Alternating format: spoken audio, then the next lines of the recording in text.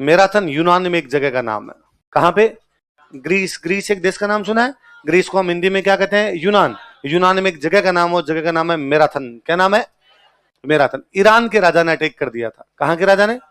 Iran के राजा ने attack किया यूनान पर। मैराथन के मैदान में लड़ाई हुई। कौन से मैदान लड़ाई हुई? कौन से मैदान में? तो अकबर कहता है जैसे ईरान और यूनान के बीच में मैराथन के मैदान में लड़ाई हुई थी, यूनान की छोटी सेना ने ईरान की बड़ी सेना को मैराथन के युद्ध में हरा दिया था, उसी प्रकार दिवेर के लड़ाई के अंदर प्रताप की छोटी सेना ने मुगलों की बड़ी सेना को हरा दिया, इसलिए दिवेर मेवाड़ का।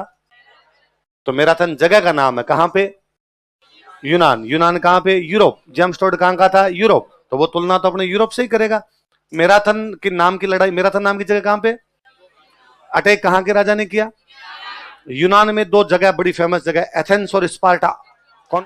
तो उसने अटैक किया था एथेंस पे। कहां पे किया था? तो एथेंस वालों को पहले लगा अकेले जीतेंगे कि नहीं जीतेंगे, हालांकि एथेंस अकेला जीतता है। वो स्पार्टा वालों को सहायता के लिए बुलाते हैं। किसको सहायता के लिए बुलाते हैं? तो उन्होंने अपना एक बंदा भेजा कि जाओ स्पार्टा वालों को कहो कि हमारी सहायता करे, मैराथन के मैदान में आकर हमारा साथ दे ईरान के राजा के खिलाफ। एक बंदा दौड़ता हुआ जाता है, फिसीपीडी, क्या नाम था?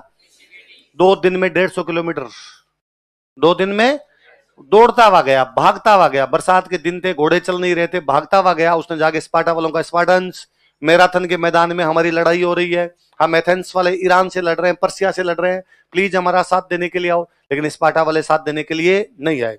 एथेंस अकेला पर्सिया या ईरान से लड़ा और एथेंस अकेला पर्सिया ईरान को मैराथन के मैदान में हरा देता है। तो अब जेम्स टोड ने कहा जैसे मैराथन के युद्ध में एथेंस की छोटी सेना ईरान की बड़ी सेना को हराती है, वैसे दिवेर में प्रताप की छोटी सेना ने मुगलों की बड़ी सेना को हरा दिया। तो मैराथन वाले मैदान में सहायता के लिए किसको बुलाया गया? स्पार्टा। लेकिन वो सहायता के लिए एक बंदा कैसे गया था वहां पे सहायता के लिए? दौड़ के। कैसे गया था? कौन से युद्ध में सहायता के लिए? मैराथन युद्ध में। कौन से युद्ध में? लंबी दौड़ लगाई उसने, लंबी दौड़ लगाई। इसलिए आज दिन तक लंबी दौड़ों को क्या कहते हैं? क्योंकि पहली बार वो लंबी दौड़ कौन से युद्ध के लिए लगाई गई थी? पहले बढ़ गई बात। तो दिवेर के युद्ध में किसको मार दिया गया? सुल्तान खान। कौन मार देता है? अमर सिंह वो योद्धा है जिसने दिवेर के युद्ध में सुल्तान खान को भला मारा, जो उसके आर पार निकाल दिया था। अमर सिंह वो है जो 1580 में मुगल सेनापति अब्दुल रहीम की सारी बेगमों को गिरफ्तार करके लेके आ गया था। अमर सिंह वो है जो 1573 में मान सिंह जब बातचीत करने के लिए आया तो उससे बातचीत करता है और उसको कहना है कि भाई दम हो तो कभी अकेले आके दिखाना हमारे मेवाड़ की तरफ। उस अमर सिंह के बारे में हमें किताबों में यह पढ़ाया गया कि वो घास की रोटियां खाता था और उसके हाथ से एक दिन वन बिलाव रोटी छीन के भाग गया था। हरे घासरी रोटी ही जद वन बिलावड़ो ले भाग्यो, छोटो सो अमरियो चीख पड़ियो, राणारो सुत्यो दुख जाग्यो।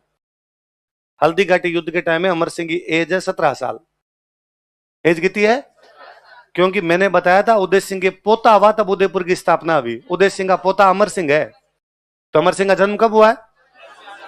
1559। 1559 में आया तो हल्दी घाटी के टाइम 1576 में 17 साल का हो। उसकी पोस्टिंग थी उदयपुर के। हल्दी घाटी में जब ये लोग लड़ रहे थे तो महिलाएं सारी उदयपुर थी। तो लगा कि यदि मुगल कभी महिलाओं की तरफ अटैक करे तो वहां बचाने का काम कौन करेगा? अमर सिंह।